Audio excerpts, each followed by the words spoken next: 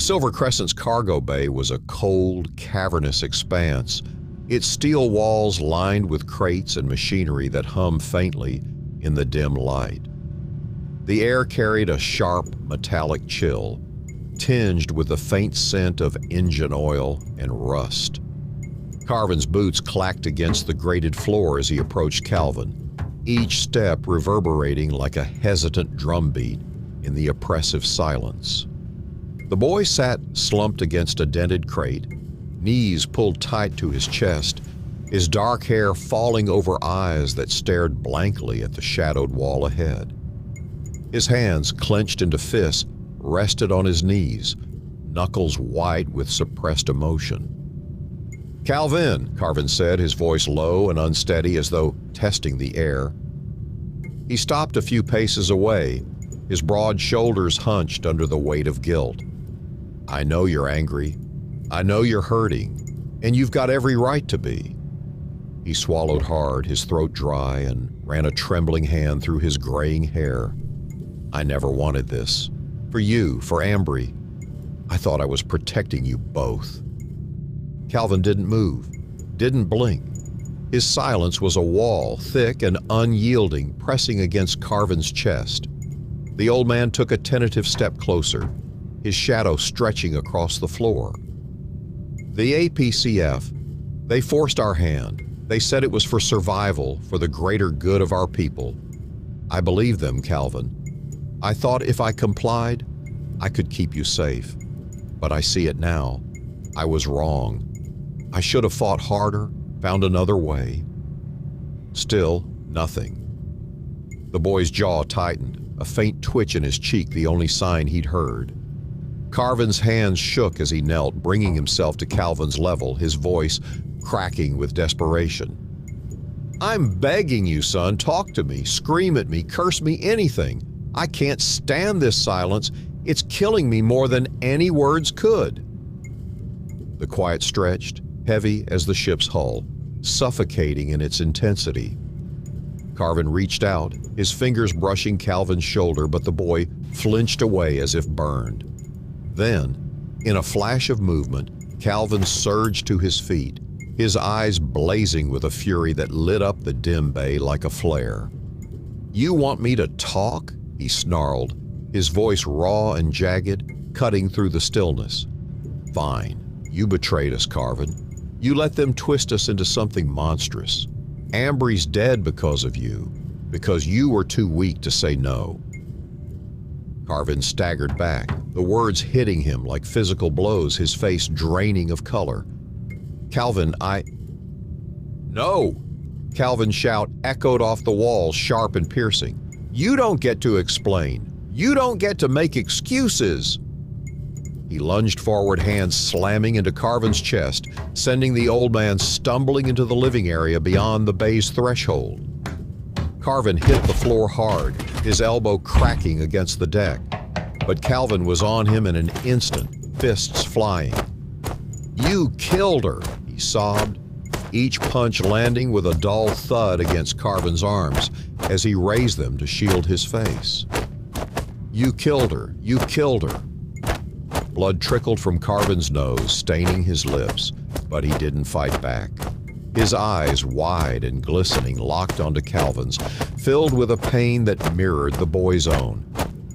The family, Elvine and Matlin, stood frozen in the living area's doorway, their gasps barely audible over Calvin's ragged cries. Elvine's hands pressed to her mouth, tears spilling down her cheeks, while Matlin's fists clenched helplessly at his sides. Suddenly, a shadow loomed behind Calvin. Amber, broad and unyielding, seized the boy by the collar with a grip like iron, yanking him off Carvin in one swift motion. "That's enough," Amber growled, his voice a low rumble as he pinned Calvin against the wall with a forearm across his chest. The boy's feet dangled, kicking uselessly against the steel, his face a mask of rage and anguish. "Let me go!" Calvin thrashed, his nails scraping at Amber's arm. "He deserves it! Let me—" Amber's hand shifted, fingers closing briefly around Calvin's throat. Not to choke, but to still him. "Listen up, you fucking shit stain," he said, his tone cold and deliberate, cutting through the chaos. "You do not act like this on my ship. We're 3 minutes from a fuel stop in a system swarming with pirates who'd gut us for a single credit. You want to lose it? Do it later. Right now, we survive." His hazel eyes bored into Calvin's, unblinking, until the boy's struggles weakened, his breaths coming in short, shaky gasps. Fear flickered in Calvin's gaze, overtaking the anger. He nodded, a small, jerky motion, and Amber released him, letting him slide down the wall to his feet. "Good," Amber said, stepping back with a curt nod. "Get your ass to the skimmer. You're with me." As Amber turned to leave, Calvin cast one last glance at Carvin, still sprawled on the floor. Blood smeared across his face, his chest heaving. Elvin rushed to Carvin's side, her hands trembling as she helped him sit up, while Matlin lingered, his expression a storm of guilt and indecision. The air hung thick with unspoken words as Calvin followed Amber out, the hum of the ship's engines rising to fill the void left by their departure. The living area fell silent as the cargo bay door hissed shut behind Amber and Calvin, the sound a stark punctuation to the violence that had just unfolded. Carvin wiped at his bloody nose with the back of his hand, his breathing ragged, while Elvin knelt beside him, her fingers brushing his arm in a futile attempt at comfort. Matlin hovered nearby, his jaw tight, eyes darting between his father-in-law and the door Calvin had vanished through. No one spoke. The weight of the outburst lingered like smoke curling into every corner of the room. Outside, the Goldat skimmer's hatch clanged open, its interior a cramped cocoon of worn seats and flickering control panels. Calvin climbed in after Amber, his hands still trembling from adrenaline, and sank into the co-pilot's chair. The skimmer detached from the silver crescent with a jolt, its engines thrumming a steady rhythm as it drifted into the void. Through the viewport, the abandoned Dyson swarm loomed, a sprawling lattice of skeletal structures, their once mighty frames now corroded and dark, orbiting a distant, dying star. Amber adjusted the controls with practiced ease, his expression unreadable, though his knuckles whitened briefly on the yoke. "You're lucky I was close enough to hear that racket," he said after a moment, his voice gruff but quieter now, the edge softened. "Another minute and you might have done something you couldn't take back." Calvin stared at his hands, the skin on his knuckles raw and red. He deserved it, he muttered, but the words lacked conviction, swallowed by the hum of the skimmer. "Maybe," Amber conceded, his gaze fixed on the swarm ahead. "But beating him bloody won't bring her back, and it won't fix what's broken in you." He paused, letting the words settle, then gestured to the viewport. "Look out there. See those wrecks? That's the Solarian Empire, or what's left of it. Built these swarms to power their war against the BGC, to claim the stars. Worked for a while till Terra fell. Now it's just history, floating dead in the black." Calvin followed his gaze, his eyes tracing the jagged outlines of the structures, half-collapsed rings and shattered panels glinting faintly in the starlight. A massive hulk drifted into view, its hull pocked with blast marks, its name barely legible, Invictus. Amber nodded toward it. "That one's famous. Flagship of the Ed Fleet. Fought in the Battle of the Rift, held off 3 BGC dreadnoughts single-handedly so the civvies could escape. Captain stayed aboard when it blew. Hero to some, fool to others." The boy's fingers tightened on the armrests, his voice barely above a whisper. "It's like a graveyard." "More than that," Amber said. "It's a lesson. Empires rise, empires fall. Families too. You lost Ambry. That's a wound that'll scar deep. But you've still got people who need you, even if they're flawed as hell. Carvin's a mess, sure, but he's not the only one hurting. Calvin turned to him, his eyes glistening but steady. You think I can just forgive him? After everything? Amber shrugged, his tone matter-of-fact. Forgiveness ain't the point yet. Survival is. You've got fire in you, kid. Use it to keep going, not to burn everything down. He tapped a control and the skimmer banked slightly, weaving through a cluster of debris. Now pay attention. We're hitting a toll station soon and I need you sharp. Pirates don't care about your family drama. The shift in focus pulled Calvin from his spiral, his posture straightening as he watched Amber navigate. The swarm's eerie beauty faded into the background, replaced by the practical urgency of their next move. The skimmer's engines a steady heartbeat tying the moment together. The golden skimmer glided through the Dyson swarm, its narrow frame slipping between the towering relics of a lost age. The star at the system's heart cast a feeble glow, its light fractured by the swarm's jagged remnants, rings of solar panels long since cracked, their edges curling like wilted leaves, and skeletal beams that stretched into the void like the bones of some ancient beast. The silence outside was absolute, broken only by the skimmer's soft vibrations and the occasional clink of debris against its hull. Calvin pressed his face closer to the viewport, his breath fogging the glass as he took in the sight. The scale was overwhelming, miles of twisted metal and shattered dreams, a testament to ambition that had crumbled into dust. How many ships are out here? He asked, his voice hushed, as if afraid to disturb the ghosts that lingered in the shadows. Hundreds, Amber replied, his hands steady on the controls. Maybe thousands if you count the smaller craft. This was a staging ground during the Solarian BGC Wars. When the Empire collapsed, they left it all behind. Ships, swarms, people. Some got picked over by scavengers, the rest just drift. He pointed to a cluster of wrecks ahead, their hulls fused together in a tangle of warped steel. That's the Ether Wing and her escorts. Took a direct hit from a BGC ion cannon, melted them into one big lump. Crew didn't have a chance. Calvin's eyes widened, a mix of awe and unease settling in his chest. You've been out here before? More times than I'd like, Amber said, a faint smirk tugging at his lips. Used to run salvage ops for the APCF as a rookie. Pulled tech from these hulks to sell on the black market. Learned the stories too. Every wreck's got one. He slowed the skimmer as they approached a larger ship. Its bow cracked open like a broken eggshell, revealing a hollow interior strewn with debris. That's the Dawnbreaker, supply runner. Got ambushed by the Colmany clan, same bastards who still prowl these lanes. They gutted her, left the crew floating.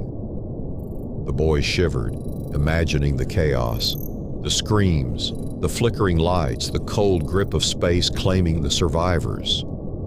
Sounds like nothing's changed, he said bitterly.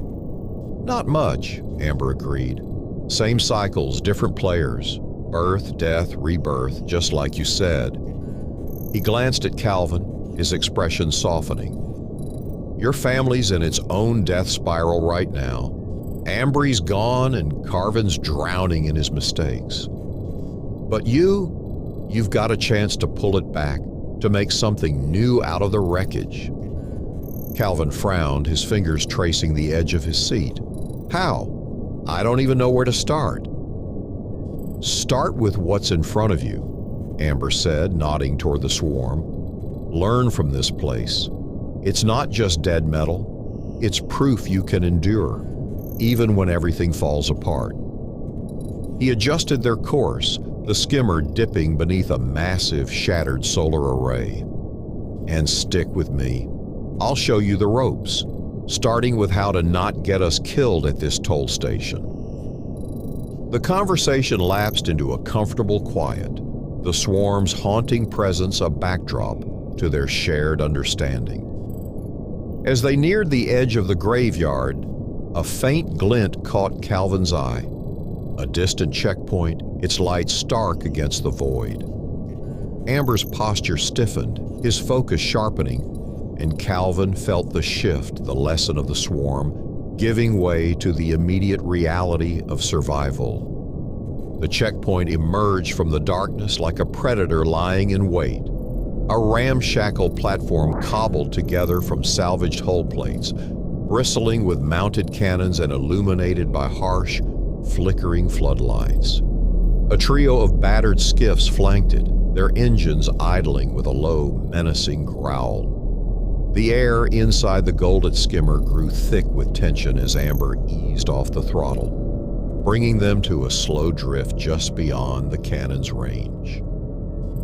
"Keep your mouth shut unless I tell you otherwise," Amber muttered, his voice tight as he flicked a switch to open the comms. "These bastards are twitchy and we don't need trouble." Calvin nodded, his palms sweating as he gripped his seat, his earlier bravado replaced by a knot of dread. A figure stepped onto the platform's edge, a wiry man with a cybernetic eye that glowed red in the dimness, his face scarred and weathered. He wore a patchwork coat studded with metal spikes, and a plasma pistol dangled loosely from his hand, its barrel gleaming. "State your business," he barked over the comms, his voice a gravelly rasp that sent a chill down Calvin's spine. Amber leaned out of the hatch, his posture relaxed but his eyes hard. "Just passing through," he said smoothly. 200 credits for safe passage." He tossed a small credit chip toward the platform. It spun through the void, catching the light, before the pirate snatched it mid-air with a flick of his wrist. The pirate examined the chip, his cybernetic eye whirring as it scanned the data. Then his gaze shifted, locking onto Calvin through the viewport. "Who's the kid?" he asked, his tone laced with suspicion, his free hand drifting closer to his pistol. "My apprentice," Amber replied, his smile tight but confident. "Learning the trade. No threat to you." Calvin straightened, trying to mirror Amber's calm, but his heart hammered against his ribs. The pirate's stare lingered, dissecting him, and a smirk curled the man's lips. "Looks green as hell," he said, taking a step forward, his boots clanging against the platform. "You sure he's worth the trouble?" "He's fine," Amber said, his voice steady but edged with warning. "Still figuring out the galaxy, that's all." Calvin's nerves frayed under the scrutiny, and before he could stop himself, the words slipped out. "I'm not afraid of you," he said, his voice cracking slightly, a weak echo of defiance. The pirate's smirk vanished, replaced by a scowl. His hand snapped to his pistol, drawing it in a fluid motion and leveling it at the skimmer. "That's so, boy," he growled, his finger hovering over the trigger. "Big talk for someone who looks like he'd piss himself in a real fight." Behind him, the other pirates stirred, their hands drifting to weapons, their skiffs edging closer. Amber cursed under his breath, shooting Calvin a glare that could have melted steel. "Shut it," he hissed, then turned back to the pirate, raising his hand slightly. "He's young, mouthy, and stupid," he said, his tone calm but firm. "But he's under my protection. You've got your credits. Let's keep this civil." The pirate's eye narrowed, the red glow pulsing as he weighed his options. The tension stretched taut, the hum of the skiff's engines a low threat in the background. Finally, he lowered his gun, though his sneer remained. "Watch your tongue, kid," he spat. "Next time, I'll take it as payment." He waved them off with a dismissive flick of his hand, the cannon swiveling away as the skiffs pulled back. Amber exhaled sharply, guiding the skimmer past the checkpoint with deliberate slowness, every second a test of the pirate's restraint. Once they were clear, he rounded on Calvin, his voice low and furious. "What the hell was that? I told you to keep quiet." Calvin shrank back, shame burning his cheeks. I didn't want to look weak," he stammered. "There's weak and then there's reckless," Amber snapped. "You nearly got us both shot. Or worse, boarded. Confidence is good, kid, but timing's everything. Learn the difference, or you won't last a week out here." Calvin nodded, his throat tight, the weight of his mistake settling like lead in his stomach. Amber sighed, his anger fading into weary resignation. "You'll get there," he said, turning back to the controls. "Just don't make me regret bringing you along." The skimmer pressed onward, the checkpoint shrinking into the distance, its lights swallowed by the void. The encounter left a bitter taste, but it also sharpened Calvin's focus, the swarm's lessons of survival echoing in his mind as they headed toward their next stop. The trading post materialized ahead, a chaotic sprawl of interconnected platforms tethered among the swarm's wreckage, alive with the clamor of spacers, merchants, and drifters. Neon signs flickered above makeshift stalls, advertising everything from fuel cells to black market weapons, while the air carried the acrid tang of burnt metal and unwashed bodies. Amber guided the skimmer to a docking clamp, its hull scraping against the platform with a groan, and led Calvin out into the bustle. They wove through the crowd, Amber's stride purposeful, until they reached a corner where a row of battered targets stood propped against a stack of crates, a crude shooting range, its edges marked by scorch marks and bullet holes. Amber pulled a compact pistol from his belt, its grip worn smooth from use, and pressed it into Calvin's hands. "Time to learn," he said, his tone clipped but patient. "Out here, you either shoot or you're a target." Calvin hefted the weapon, its weight unfamiliar but solid, his fingers curling around the grip. He raised it, squinting down the barrel at the nearest target, a dented metal sheet painted with a faded bullseye. His first shot rang out with a sharp crack, the recoil jarring his wrist, and the bolt grazed the target's edge, kicking up a spark. Amber grunted, crossing his arms. "Not bad. Keep your stance wider. Brace yourself." Encouraged, Calvin adjusted his footing, planting his boots firmly against the platform's uneven surface. His second shot was steadier, the bolt punching a hole just shy of the center. A flicker of pride warmed his chest, and he glanced at Amber, who nodded slightly. Better. Again. The third shot felt natural, too natural. Calvin squeezed the trigger with a surge of confidence, but his aim wavered, the bolt veering wide. It struck a nearby crate with a loud clang, ricocheting into the shadows and drawing a furious shout. A burly spacer emerged from the crowd, his face twisted with rage, a hand already on the hilt of his own gun. "Who's the idiot shooting wild?" he bellowed, storming toward them. Amber stepped in front of Calvin, his hands raised but his posture tense. "Easy, friend," he said, his voice smooth as oil. "Accident. Kid's learning.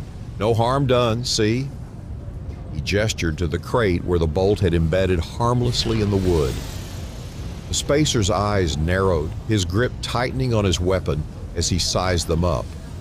"Looks like harm to me," he growled, taking a step closer, his bulk casting a shadow over Calvin. "You gonna let him blast up my gear?" Calvin's stomach dropped, the pistol suddenly heavy in his hand, but Amber didn't flinch. "He's green, I'll give you that," he said, slipping a credit chip from his pocket and holding it out. 10 credits for your trouble. Fair?" The spacer hesitated, his gaze flicking between the chip and Calvin's wide-eyed stare. After a tense beat, he snatched the chip and holstered his gun with a grunt. "Keep him under control," he spat, turning back to the crowd. "Next time I shoot back." Amber waited until the man was gone, then grabbed Calvin by the arm, pulling him toward the skimmer. "Quick learner, my ass," he muttered, his grip firm but not harsh. "You're sloppy, kid. Mistakes like that don't just cost credits, they cost lives." Calvin hung his head, the sting of failure sharper than the spacer's glare. "I'm sorry," he said, his voice small. "I thought I had it." "You almost did," Amber replied, softening slightly as they reached the hatch. "You've got potential, fast hands, good instincts, but you rush it and that's when it goes wrong. Slow down, think it through. Next time, you'll hit the mark." They climbed aboard, the skimmer's engines rumbling to life as they detached from the post. Calvin sat in silence, replaying the moment, the thrill of the shot, the crash of the mistake. His resolve hardened. Amber's words lingered, a challenge and a promise, carrying them forward into the next leg of their journey. The skimmer drifted beyond the trading post, the swarm's chaos, giving way to a quieter stretch of the system. Ahead, a faint shimmer caught the light, a holographic memorial, its glow a beacon against the endless dark. As they drew closer, the figure took shape, a towering man in Gabati armor, his stern face etched with pride, his chest adorned with symbols of valor. The hologram flickered slightly, its edges wavering in the vacuum, but its presence was undeniable. Calvin leaned forward, his curiosity piqued. "Who's that?" Amber slowed the skimmer, letting it hover before the projection. "Shirak Kavar," he said, his voice carrying a rare reverence. "Gibati warlord from your grandpa's era. Started with the Kokavim Ratsach, ruthless warriors and mercenaries coveted by every galactic faction, then defected to the Solarian offensive. Led a raid on a BGC shipyard, took out half a dozen planet wreckers before they cornered him. Went down with his ship, all guns blazing." He leaned back, his eyes tracing the hologram's contours. "Your grandpa met him once, you know. Back when I was a grunt running salvage, he told me about him.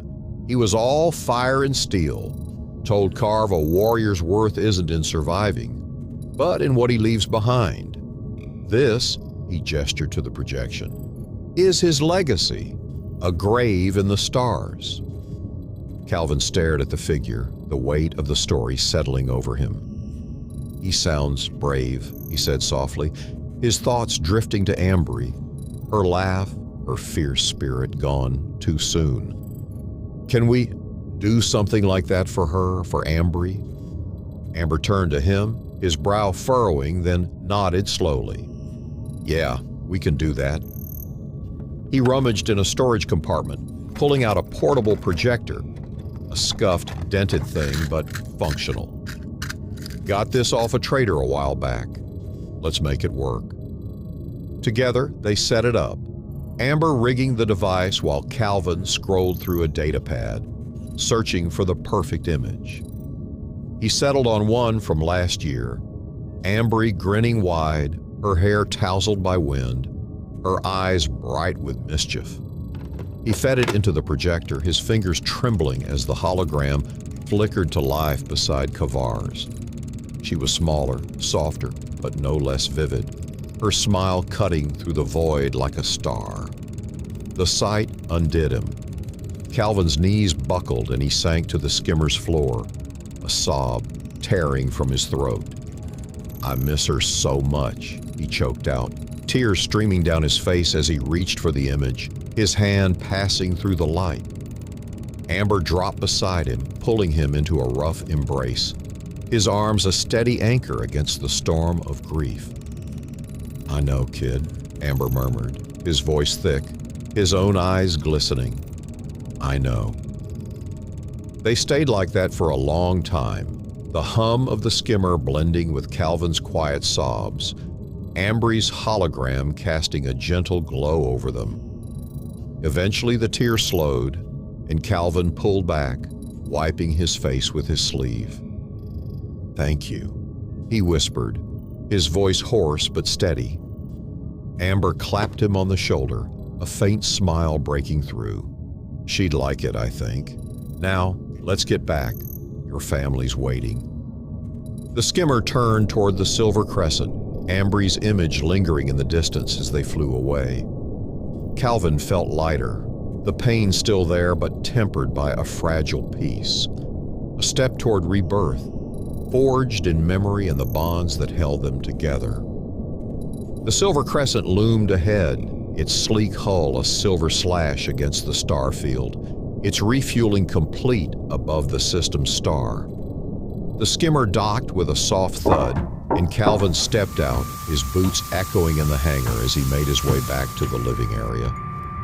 His face was streaked with dried tears, but his eyes were clearer, a quiet resolve replacing the earlier fury.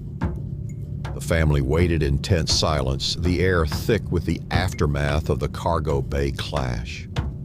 Carvin sat on a bench, a cloth pressed to his swollen nose, his gaze lifting as Calvin entered. Elvaine stood nearby, her hands twisting together while Matlin leaned against the wall, his arms crossed but his expression uncertain. No one spoke, the hum of the ship's engines filling the space. Calvin met Carvin's eyes and paused, the weight of their earlier fight hanging between them. Then, almost imperceptibly, he nodded, a small, silent gesture. Not forgiveness, but an acknowledgement, a crack in the wall.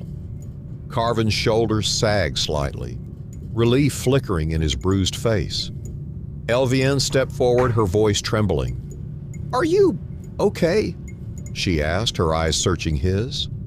"Yeah," Calvin said, the word rough but sure. "I will be." Matlin pushed off the wall, his own guilt shadowing his features. "We're all messed up, aren't we?" he said, a weak attempt at a smile tugging at his lips. Calvin nodded again, the faintest hint of a smirk breaking through. "Pretty much." The engines roared louder, a signal of their imminent jump. The family exchanged glances, fractured, scarred, but still tethered by something unspoken.